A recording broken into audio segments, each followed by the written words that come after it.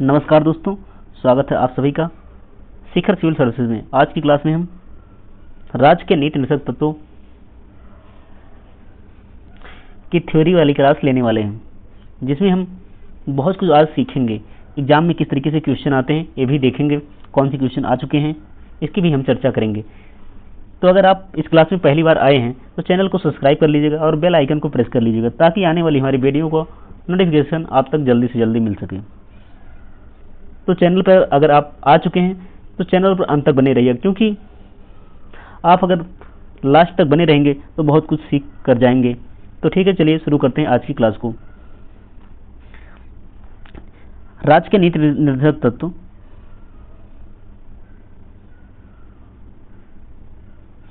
ये भाग 4 में उल्लेख किया गया, इनका अनुच्छेद 36 से 51 तक इनका उल्लेख किया गया है, और आयरलैंड का संविधान इसका स्रोत है। इसके बारे में 3 फैक्ट इस प्रकार से है कि भाग 4 में इसका उल्लेख है, आर्टिकल 36 से 51 तक इसका उल्लेख किया गया है, और आयरलैंड से यह प्रेरित है। ठीक है, आगे देखते हैं। डीपीएसपी सामान्य परिचय एवं पृष्ठभूमि। ठीक है, संवैधानिक प्रबंध क्या है। संविधान के भाग 4 में अनुच्छेद 36 से 51 तक इसका विस्तृत उल्लेख किया गया है। भाग 4 के अनुच्छेद 36 से 51 तक इसका उल्लेख किया गया है। ठीक है, ये आयरलैंड के संविधान से प्रेरित है। ठीक है, ये भी सही है। संविधान सभा के सलाहकार BN राव ने अधिकारों को 2 वर्गों में बांटने की सलाह दी थी, एक मौलिक अधिकार, एक राज्य के नीति निर्देशक तत्व। ठीक है, इसको 2 भागों में बांटने के लिए डॉक्टर नहीं बल्कि BN राव ने दिया था। ये हमारे प्री में आ चुका है, इसलिए याद रखिएगा कि BN राव ने अधिकारों को 2 भागों में बांटने के लिए सलाह दी थी। ठीक है, ये अदालत द्वारा गैर प्रवर्तनीय है, यानी यह न्यायालय द्वारा लागू नहीं कराया जा सकता। इसका उल्लेख भाग 4 में किया गया है।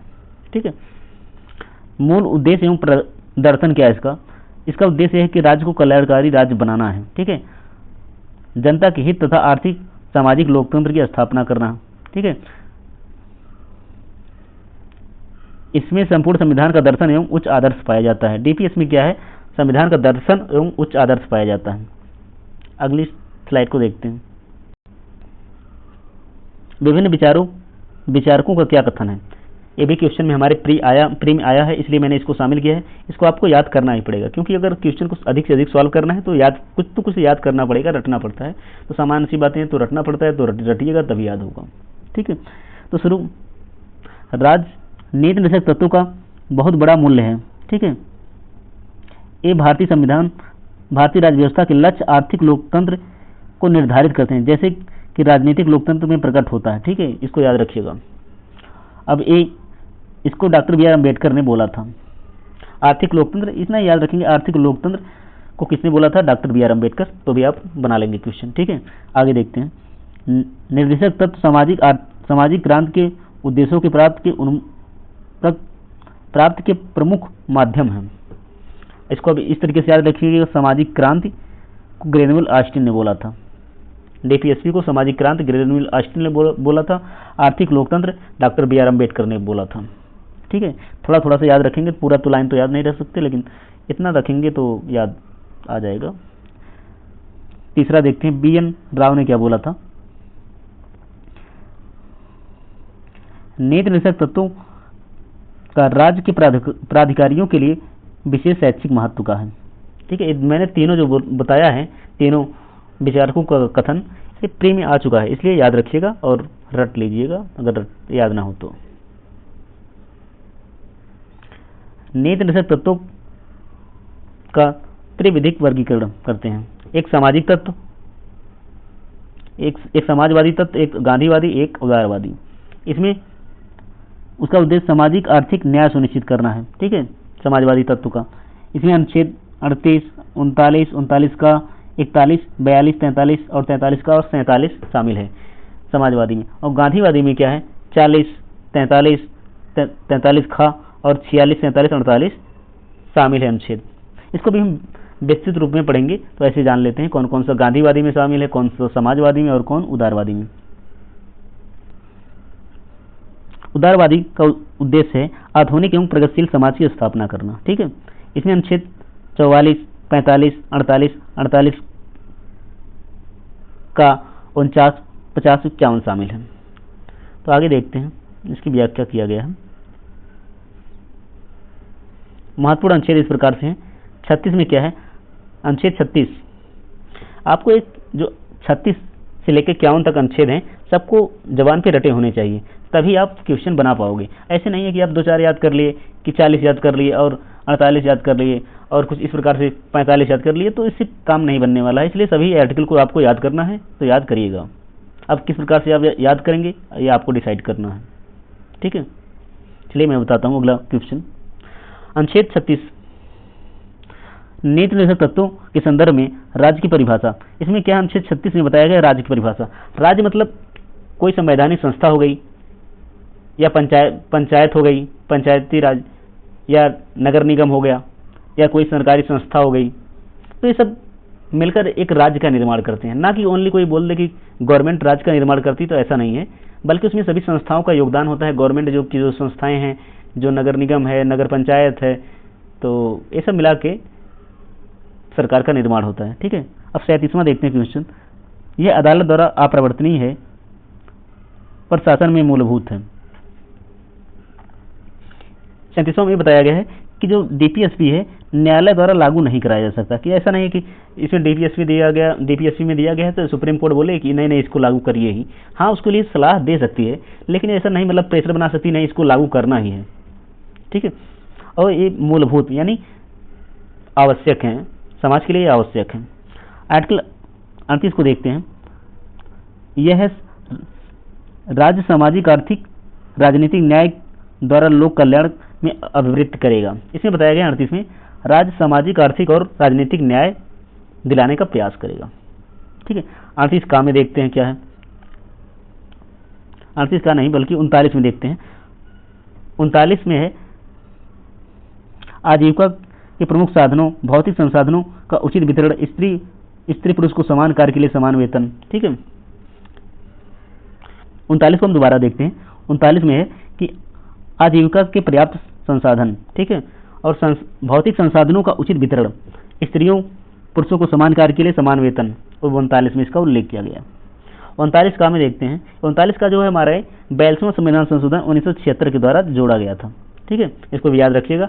ये पूछता क्या पीवाईक्यू में आ चुका है कि 42वां संविधान संशोधन 1976 में कौन सा अनुच्छेद जोड़ा गया है, तो आप याद रखिएगा आर्टिकल 39 का जोड़ा गया था।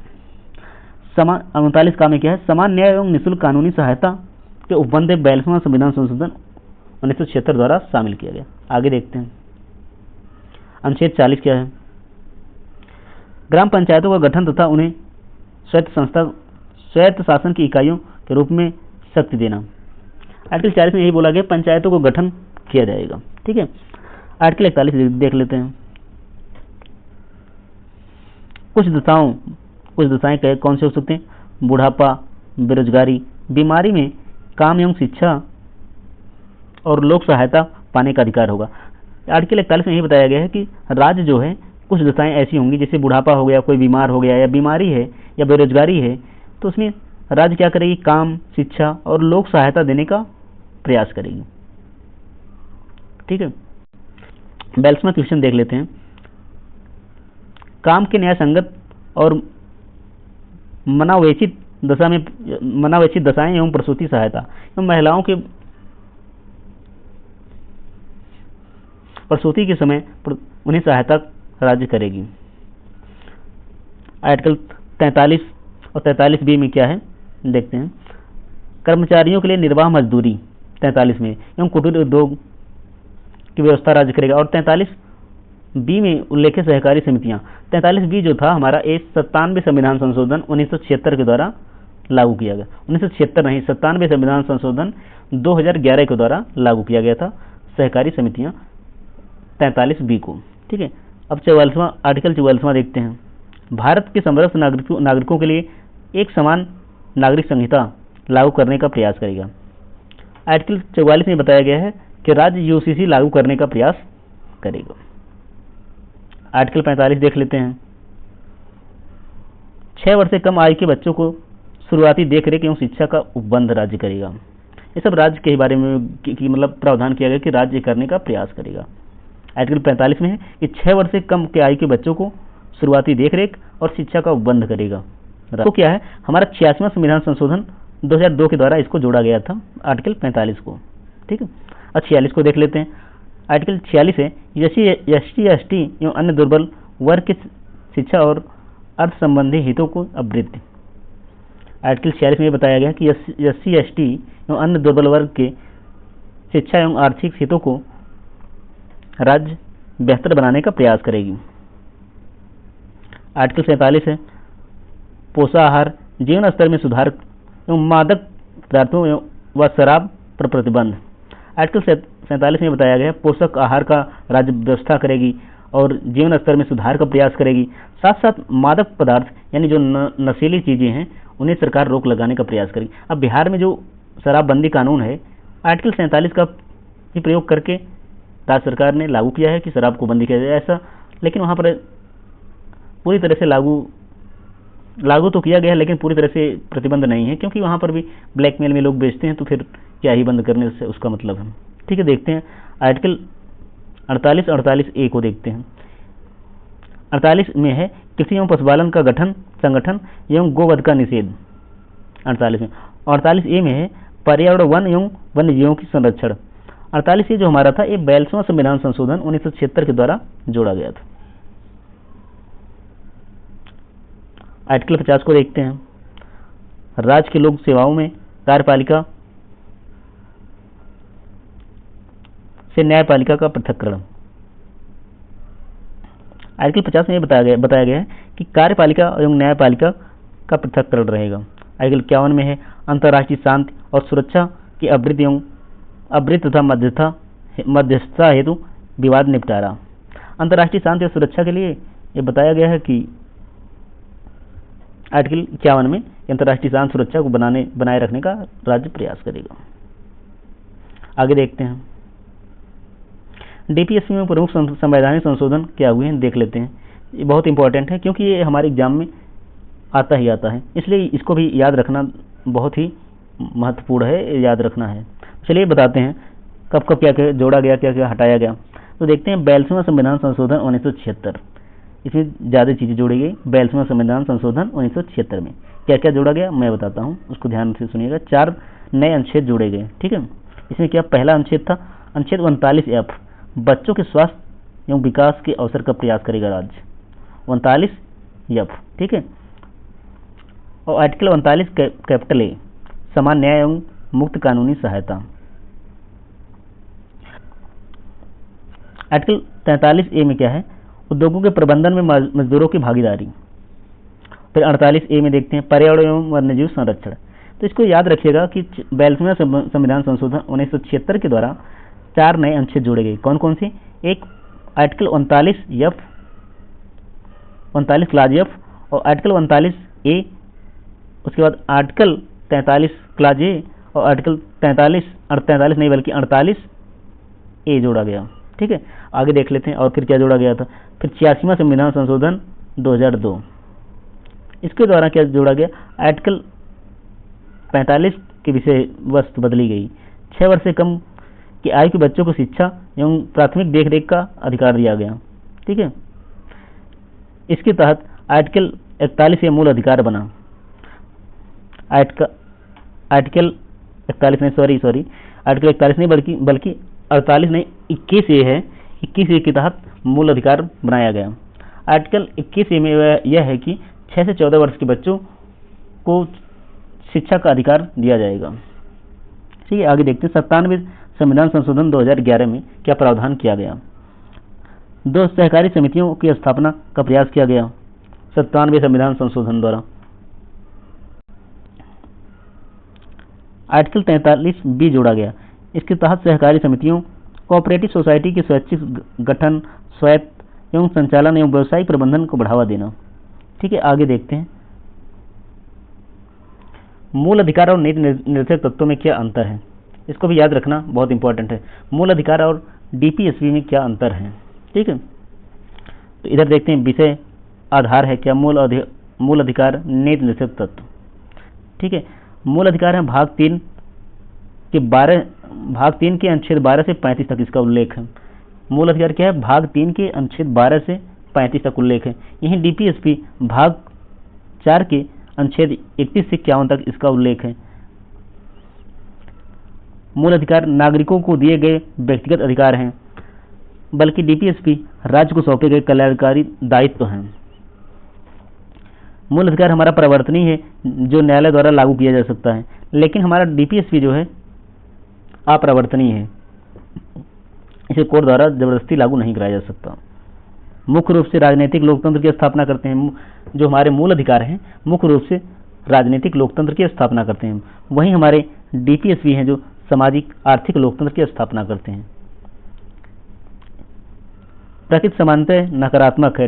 हमारे जो मूल अधिकार हैं उनकी प्रकृति समानता नकारात्मक है, राज्य पर सीमाएं लगाई गई हैं। ठीक है,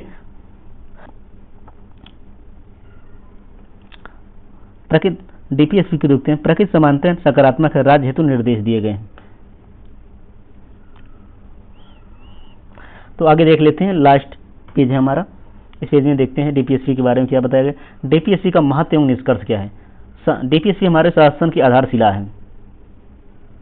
यह नीति निर्देशक तत्व गैर न्यायिक है, ठीक है, फिर भी संविधान यह घोषणा करता है कि ये तत्व देश के शासन के लिए मूलभूत हैं।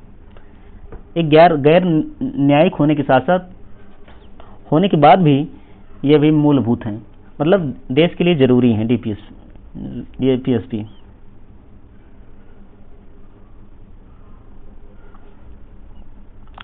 मूल्यांकन और मापदंड, यह जनता को सरकारों के प्रदर्शन का परीक्षण करने के लिए एक कसौटी प्रदान करते हैं। न्यायपालिका भी कानूनी की संवैधानिक वैधता जांचने में इसका प्रयोग करती है। ठीक है, तो इस प्रकार हमारे डीपीएसपी की सभी फैक्ट समाप्त हुए हैं। अगली क्लास में हम प्रश्न उत्तर को लाएंगे। डीपीएसपी से जितने भी क्वेश्चन बनेंगे 10, 12, 15 मतलब अच्छे क्वेश्चन बनाकर लाएंगे, ताकि हम एक बार आपका रिवीजन हो जाए। आपने अगर इसमें थ्योरी पढ़ा है तो उस क्लास में आपका रिवीजन हो जाएगा एमसीक्यू के रूप में। तो ठीक है, अगर आप चैनल पर पहली बार आए होंगे तो चैनल को सब्सक्राइब कीजिएगा, बेल आइकन को प्रेस करके रखिएगा, ताकि आने वाली हमारी क्लास का नोटिफिकेशन आपको जल्द से जल्द मिल सके। और आप इस क्लास में अपने कमेंट बॉक्स में ज़रूर अपने विचार को पिन कीजिएगा, ताकि हम जान सकें कि आपको यह क्लास कैसी लगी। तो क्लास यहीं पर समाप्त करते हैं। जय हिंद, जय भारत।